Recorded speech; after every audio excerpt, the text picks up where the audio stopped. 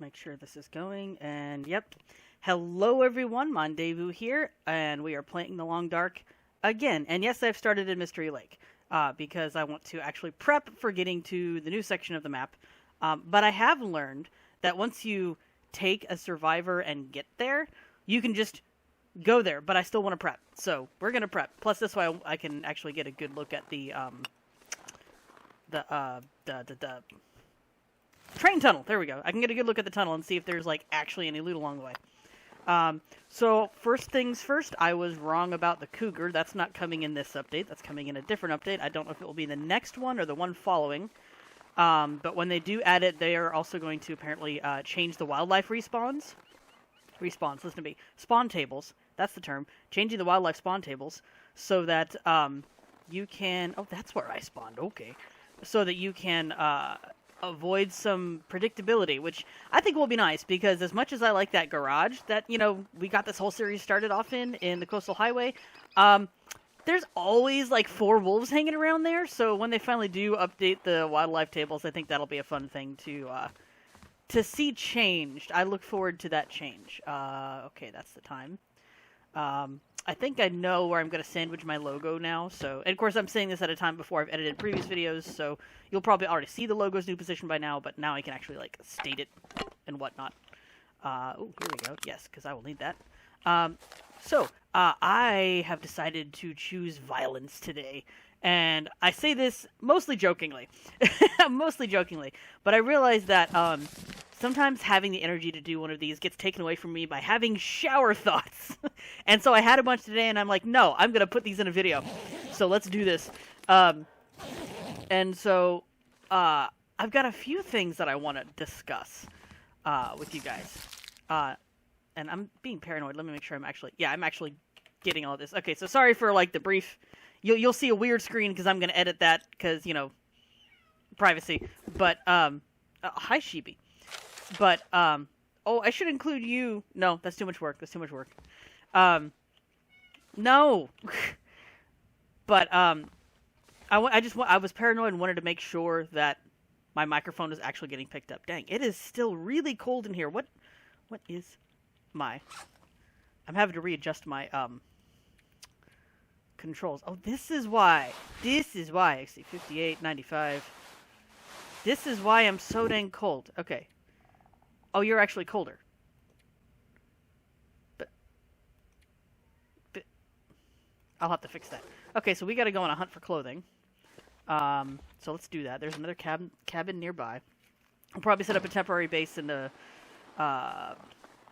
main cabin over there until we have enough supplies to make the trek. Because by starting in Mystery Lake, I have to go to the Forlorn Muskeg, and then the Broken Railroad, and then the Farlands.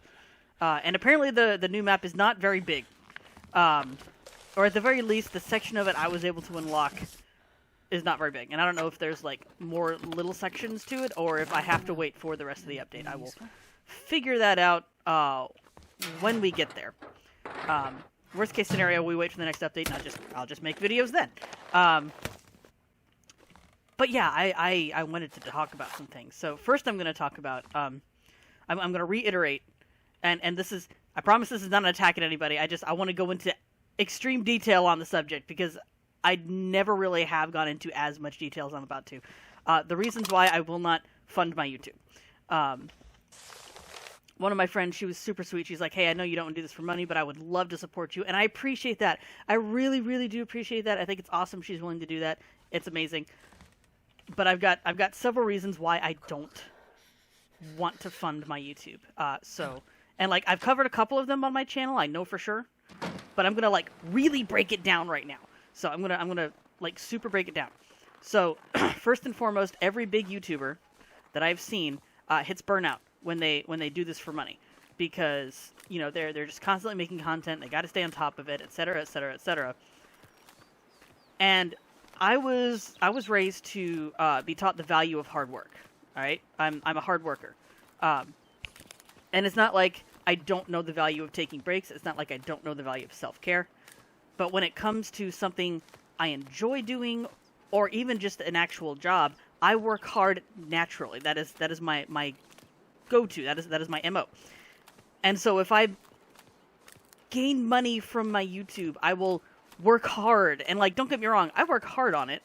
You know, you guys have seen me playing with that awesome video editing software that, you know, the same friend who wants to support me was kind enough to give me a couple years ago. Like she even helped me with figuring out what went wrong with that one set of long dark videos that almost didn't make it to YouTube. Because one individual frame was corrupted because I had tabbed out using Gamecaster, which is another reason I will never return to them. But she was the one that helped me figure that out.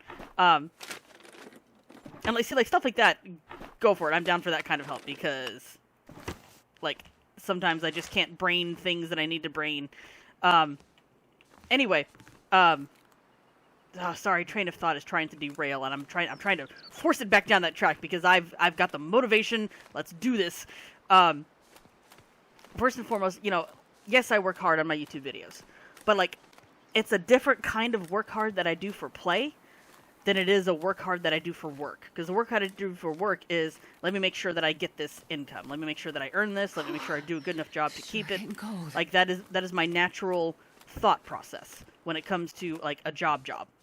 And so if I feel like YouTube becomes my job, I will do that, and I will learn to hate it over time. Because, oh, this isn't perfect, or that didn't come out right, or I gotta go through all this, or I gotta do this and that. And I'm already training for a job that's working from home. I don't want my play to also be a job that's working from home.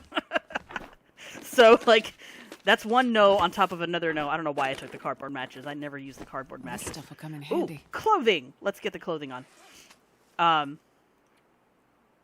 So yeah, that's one major reason. The other major reason, and this is another one that I've discussed, is I have tried turning something I enjoy doing into some kind of job, and it backfired horribly. Now, part of that is because of how that entire situation was presented to me, and I will fully admit that. But you can also understand why I'm not willing to do it again. All right? I used to draw a lot. Like, I used to love drawing. It was my outlet. It was my creativity. I did it long... Shut up, Astrid. I'm talking. It was my preference for... It was my outlet for creativity long before I ever even touched YouTube as a content creator. So, like I did it all the time. If I was mad, I would draw. If I was sad, I would draw. If I saw something funny, I would make a funny drawing related to it. It was just what I did.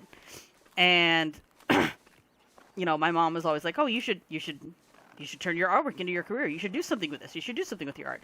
And for a long time, I was like, yeah, but, like, improving is work. And I just don't want to. I do this for fun. I don't want to have to do anything else with it.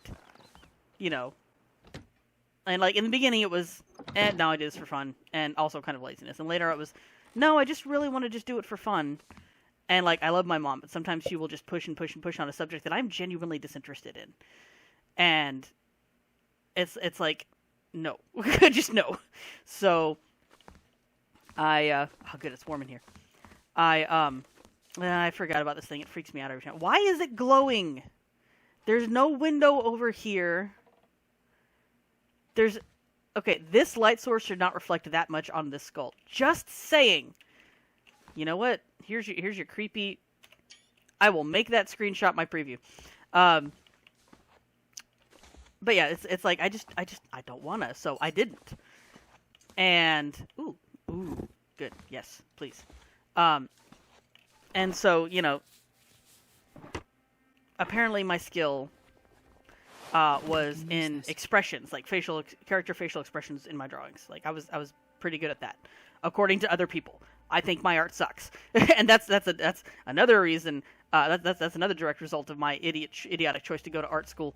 But you know, I finally you know, went to AI. You know, it was like I went to this arts college that, you know, ultimately tanked. And did I check this one? No. Now, I went to this art school that ultimately tanked. And what they taught me, or what I learned at one art school, was very different from how I was taught at another one. Just making sure I haven't picked up anything else. Start with you, I'll get you fixed. Because I need warmth. Warmth! So, what I was taught at that art school, and I know I've covered it, but I'm covering it again because this is all being encompassed in the why I will not allow funds for my YouTube. Yay, no more hypothermia.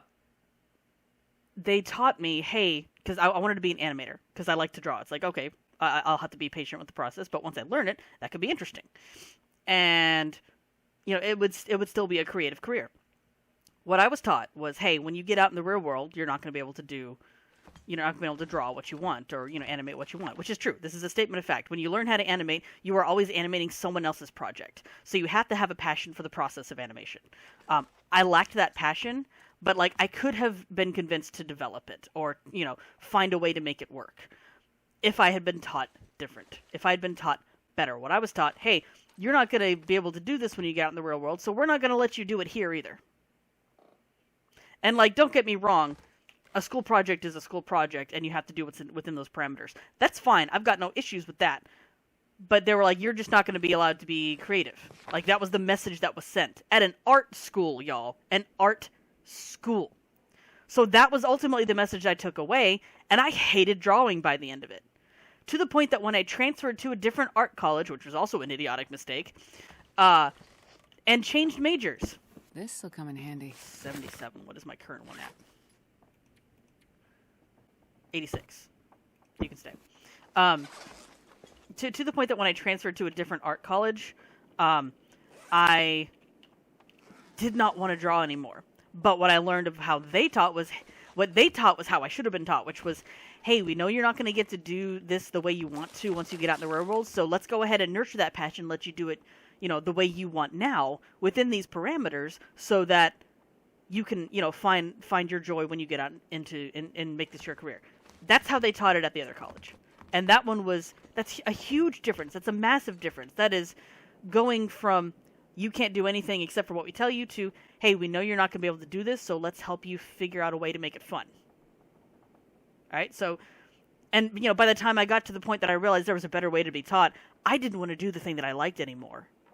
And I was learning it for money. Because I've always been told, oh, if you love what you do, you'll never work a day in your life. Bullshit. I call bullshit. I call complete and total and 100% shenanigans. Yes, because work is work.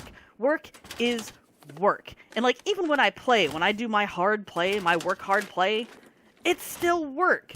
The difference is I get to set the pace on that. I get to sit there and go, I think I want to, oh, sweet. I think I want to work at this pace today, or I think I want to do this one specific thing today. That's how that works for me. When I play hard. And it doesn't work that way anywhere else, really. If you are not your own boss, it doesn't work that way. And even when you are your own boss, sometimes it doesn't work that way, because it all depends on what you do. I have so many papers. Is that? No, that's not a thing. It's not a thing. I just thought it was a thing. So yeah, that's another major reason why I will not allow funding for my YouTube. So, my experience with doing what I enjoy as a job, garbage. And the visual example I have from other YouTubers doing the same thing, no thanks. And, the fact that I know myself well enough to know I will overwork it, no. It's just no, it's not going to happen. Not going to happen. I just, no. I appreciate the thought. I am extremely appreciative of the fact that, some people genuinely do want to support my content. I love that. I am appreciative of it, but that's not what motivates me. What motivates me to make content, other than lately having, stuff to talk about, is the fact is knowing that people enjoy my content. That's my feedback. That's what I get out of this. In addition to just making something funny like a lot of my Beast of Bermuda and Path of Titans videos lately, I genuinely get enjoyment out of knowing people get enjoyment out of what I do. I don't need money for that. I get enjoyment out of this. I love seeing people get a kick out of life. And if they do that through my videos, great. That inspires me to make more videos. So that's my motivation. I don't need funding. I don't need any extra bonus. I do it because I want to, because I know it makes other people happy. It makes people I care about happy. And that's perfectly fine. That's all I want to do. Let's check my resources real quick. I could definitely lose some food. Alright, I've got enough to get some stuff started. That's okay. So what I'm gonna do is focus on no Sheepy. No.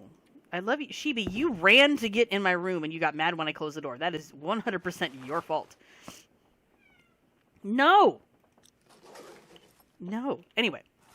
So I'm going to go ahead and start getting some clothing repair done early. At least a little bit of it. I need to find a sewing kit, but I'm at least going to lighten my load early. I'll keep the pair of backup shoes for now. I don't have a sewing kit. I don't think I have a sewing kit. Oh, I have a sewing kit. Okay, never mind. Yep, no, we'll keep working on that then.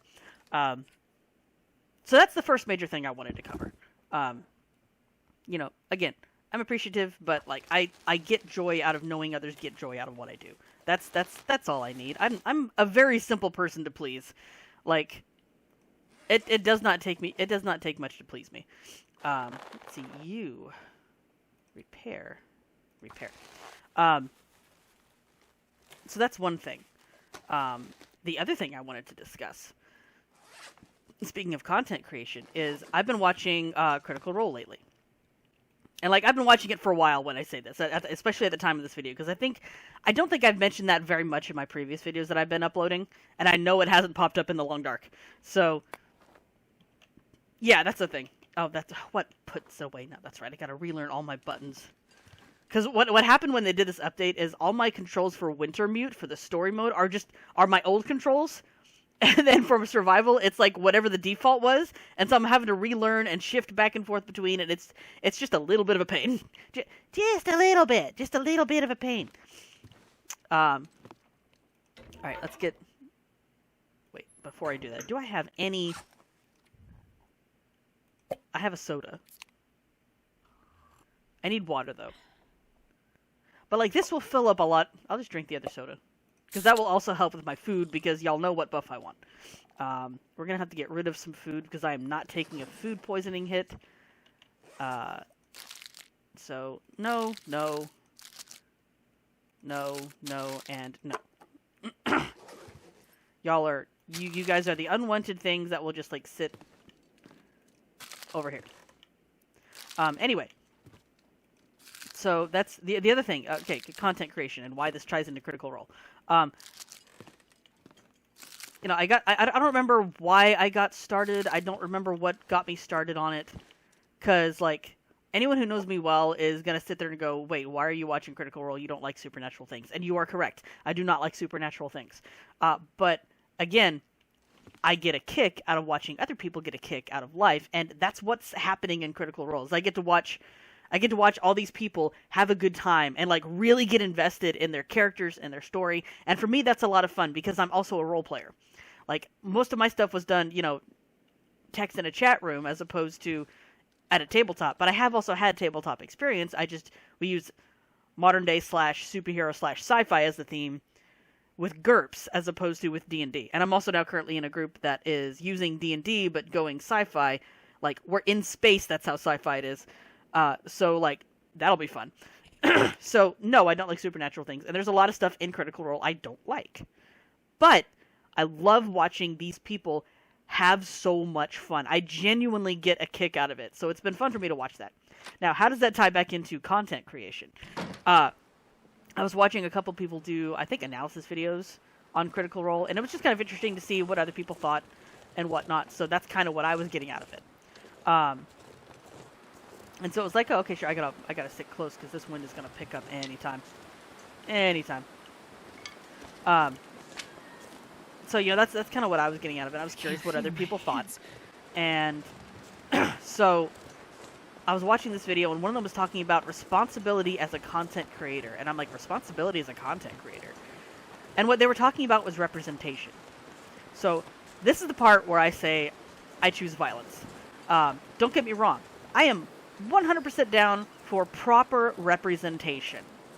And by proper, I mean, don't take pre-written characters and change them to fit your narrative. No, make good characters that fit your narrative.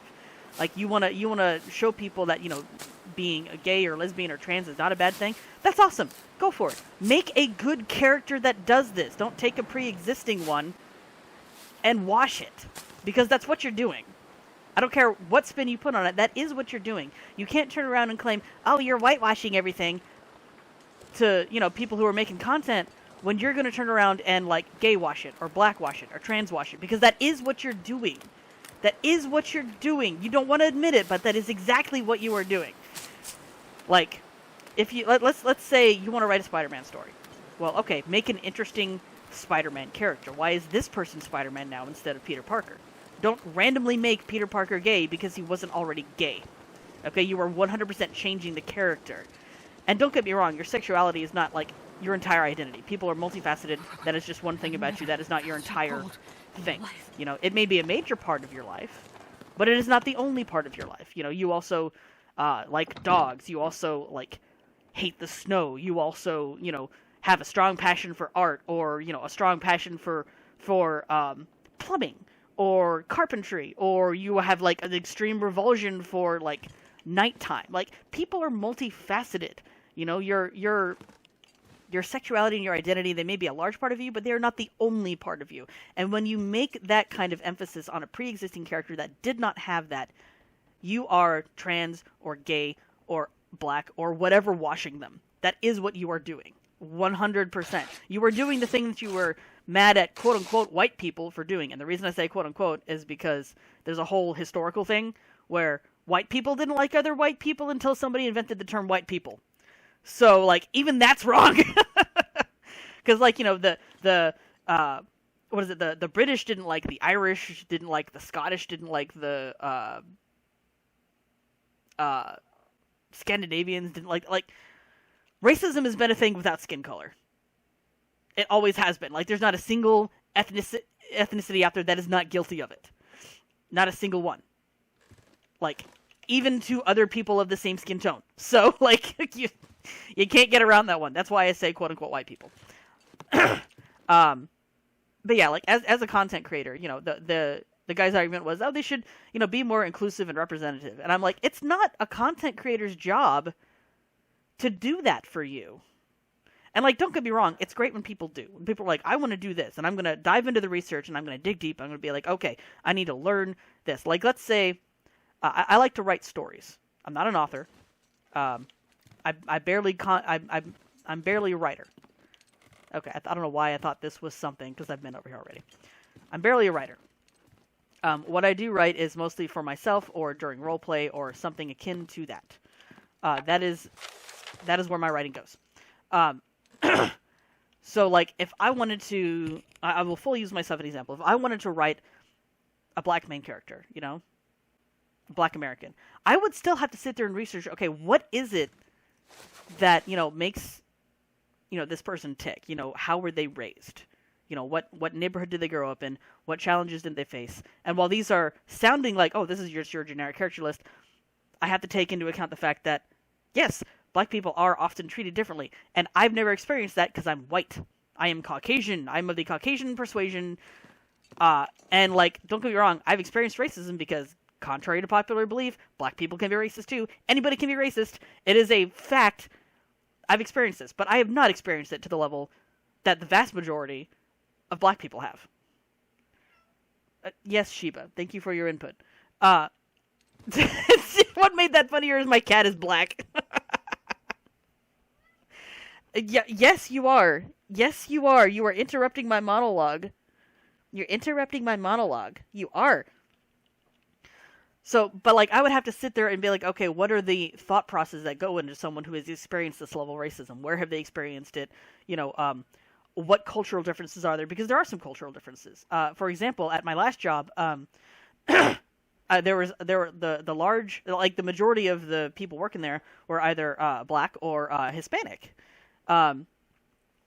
And so I was learning Ebonics, and, like, I wanted to learn it, like, as a form of cultural appreciation and understanding, and also just kind of for fun, because, like, it has a lot of similar rules to English, but, like, it's also almost its own language. And the only reason I say almost is because you can not know Ebonics and still understand what someone who is speaking Ebonics says. That's why I don't say, like, its own. That's why I say almost its own language, because it's still kind of English. But even then, it depends on where you go in the country. So I was learning Ebonics, and, like, I've adapted, you know, I into my everyday vernacular. It's a good word. It's like the word y'all. You just it's all right. Okay. Gotcha. You know, all of those things rolled into one solid I. Like, it's a good word. It's a good word. These people have good words, and like they have fun ways of saying things. And I was genuinely having fun learning this, and that is part of what I would need to do to write a good character who was not my ethnicity and who didn't have my upbringing. And like conversely, a character that, you know, was of a different ethnicity but did have my upbringing would still experience different things than what I did. And so I would have to dive deep and research all that. And people who do this for their characters, for other people, or even just because they want to, I give them props, because that's a hard thing to do, because it takes a lot of research. And it's a good thing to do for proper representation. But just because someone creates content does not mean they are required to cater it to you. And that's the thing a lot of people, I think, have forgotten. Critical Role doesn't owe anyone any one specific, like, thing that they have to do. Like, should they be appreciative of their fans? Yes. Do they owe them in the sense of gratitude? Yes. But that does not mean that they are required to bend the knee. Now, don't get me wrong. I like Critical Role. I think what they're doing is perfectly fine. I'm currently on Campaign 2. I saw the first, 13 episodes of Campaign 3, but I'm like, I want to catch up so I can catch everything that happens in Campaign 3 that relates to the first two campaigns, so I'm like, oh, that thing! You know, I want to have those fun moments, and I can't do that if I'm trying to keep up with two different campaigns at the same time. So, I'm going through Campaign 2.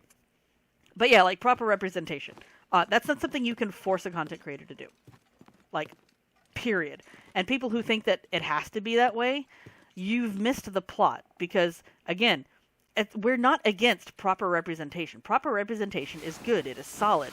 Go for it. But it has to be proper. And you can't just force it in places you want to see it. You're like, if you want... Oh, dear. See, this is... I'm going to put a pin right here.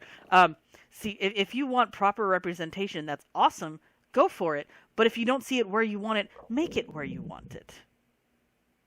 Like, in my first Minecraft video, yes, the entire series was made for my friend Wildy, so that I could show her Minecraft, because I streamed it for her one day, and she was asking questions, and I'm like, oh, well, I have a YouTube channel, I can just make this for her, and I don't have to wait for her to be there, and that way she can watch it at her leisure. And she liked it, and she learned a lot.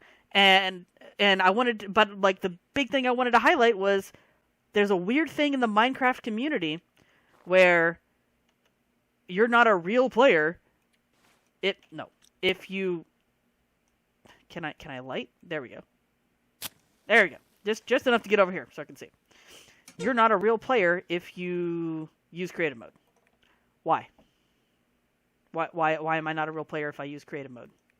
Just because I want to do something fast? Just because I've got 3 of these, we're using one. She tossed the match in there. I never knew she did that. That's awesome. Alright. What we're doing is getting some water. Just so people are aware. We're gonna dehydrate for a bit. Soon. Let's get the can of water, because that will... Shiba, shush. Shush. I need the shush. I don't care. I love you, baby girl, but I need you to just, like, chill.